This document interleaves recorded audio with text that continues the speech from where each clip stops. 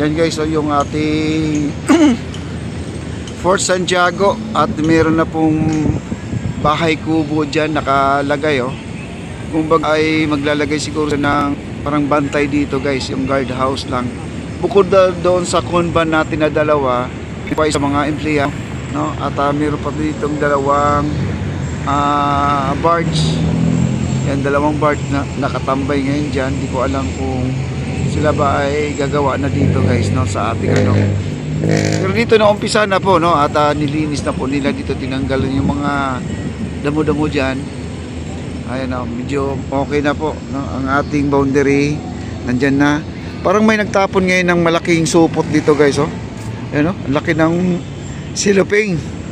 Ayan o, ang laki ng sako. Ginawa ng tapunan dito guys oh. Ang laki oh.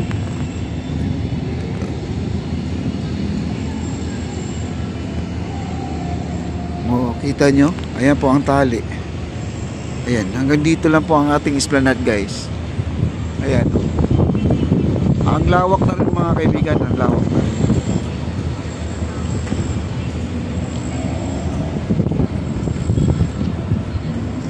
Wow.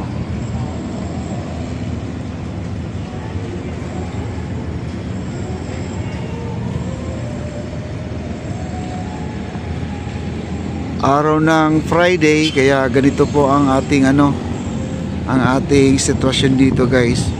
Medyo konti lang tao dahil kakatapos na po yung ating bagyong Christine at nakalagpas na po dito sa ating lugar.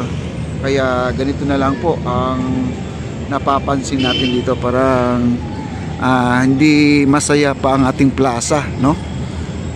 Ayan po, no? Dito po, di po masaya, no? At marami na rin buong barkada dito, namamasyal po sila oh. Galing sila ng Ongpin. Ayan po sila oh. Galing sila ng Ongpin. Ayan ang ating tulay, ganda oh. Ayan oh. Okay, pasyal na po tayo. Pictorial dito oh. Mayroon ditong kinasal. At dito po sila nagano. At baka naman ay may kumukuha ng video dito guys. Dadaan po tayo oh. Ayan oh, kumukuha sila no. Ayun, ang yung nagpa-practice ng tinikling, nandun na po sila, pinalipat po sila sa kabila. Ayan. Dati doon sila sa kabila, nag-practice, ngayon pinalipat po sila doon. Ayan. Okay? Hello ma'am. Ayan, lakad lang po tayo dito guys. Okay?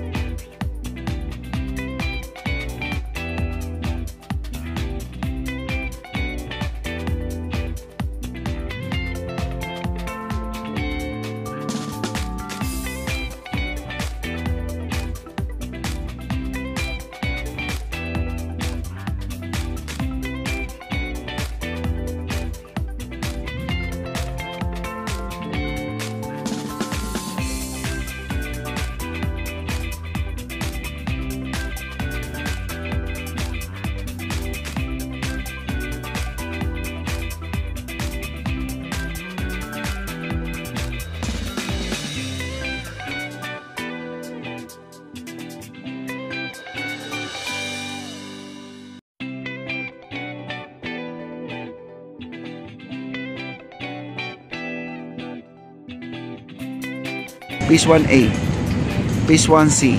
Ayan, dito na po, babalikan na po natin yan. Tara na guys, dito na po tayo.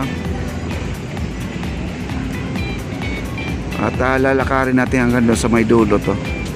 Ayan, may malaking ibon no? Ayun no? Malaking ibon tungtong sa water lily oh. Ayan, laki niya no?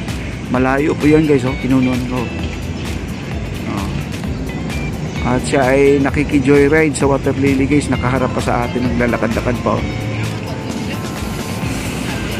Diba? Layo yan guys oh. Okay, balik na po tayo doon at lalakarin pa natin. Ayan, at baybayin po natin to. At na flooringan na pala nila to guys, oh. Ayun, oh. Ginawan lang adobe rin ang flooring nito mga kaibigan.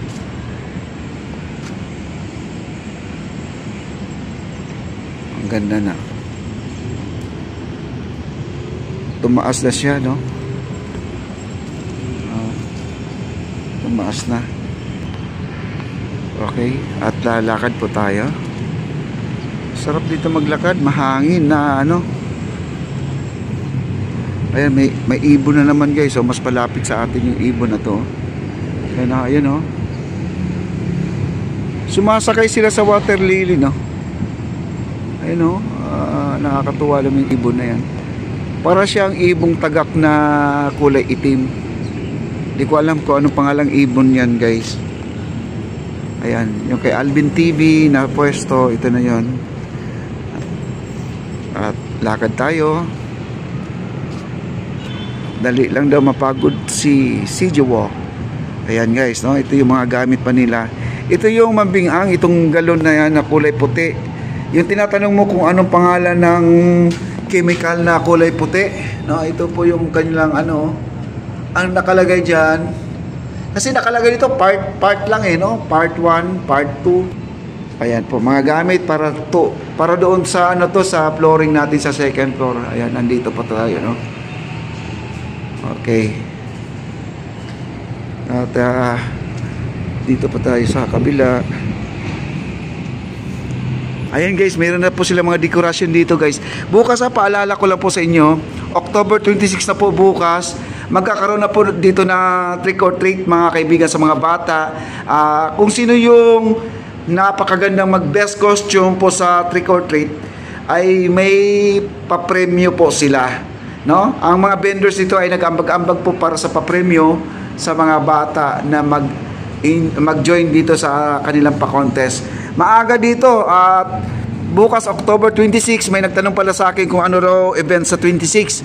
Meron tayong event sa 26, mga bata nyo, mga chikiting nyo, pasusuotin nyo ng mga magagandang mga costume para naman ay makasali sila sa paligsahan sa pagandahan ng costume dito sa trick or treat mga kaibigan sa mga batang nagdadala ng pumpkins, no? At siyempre di ko alam kung sila ba ay manghihingi ng candy sa mga bawat tindahan sa mga namamasyal o sila ba ay mamimigay, no? Ayan po, tapos ang announcement ng winner ay mga bandang alas 4 ng hapon. Kaya bukas maaga po tayo dito at check po natin kung may mga bata dito nagmumukhang na sila, no? Halloween costume na sila. Yun na po ang aabangan po natin bukas, no? Ayan, meron na silang mga ganyan mga dekorasyon, oh. Simple lang ang dekorasyon nito guys. Sa Halloween nila ganyan lang ang kanilang Tapos dito naman simple lang din to at nag-cover na po sila ng kulay itim, no? Kulay itim na tela lang. Halloween nga di ba? At dito naman ay ginastusan. Ay, saan ba yun? Ito naman ay ginastusan at talagang naglagay talaga sila ng plywood mga kaibigan. Ayan, oh. At nilalagyan ng mga sapot-sapot ng gagamba yan po, no? Ayan. Pero bukas gaganda pa yan. Ay di ko lang alam kung meron pa silang mas maganda pa dyan sa kanilang mga dekorasyon mga kaibigan. Okay?